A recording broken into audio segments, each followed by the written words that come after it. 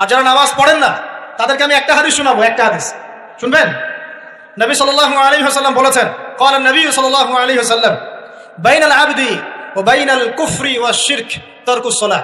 আল্লাহ পাকের বান্দা আর একজন কাফের মুশরিকের মধ্যে পার্থক্যই হচ্ছে নামাজ।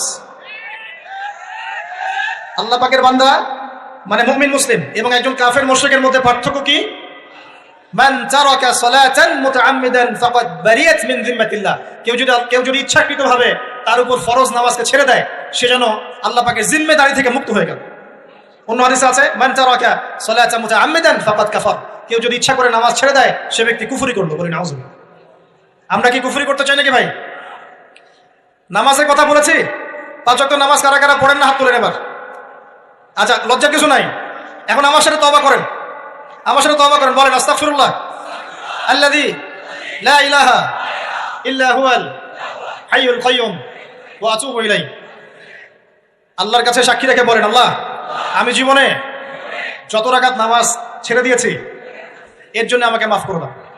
ইনশাআল্লাহ আগামী জীবনে আমি বিনা ওজরে 1 ওয়াক্ত নামাজও বাদ দিব না ইনশাআল্লাহ। রাজি আছেন ইনশাআল্লাহ? বাস এই একটা নসিহত যদি আজকে আপনারা আমল করতে পারেন, ইনশাআল্লাহ আজকের মাহফিল সফল।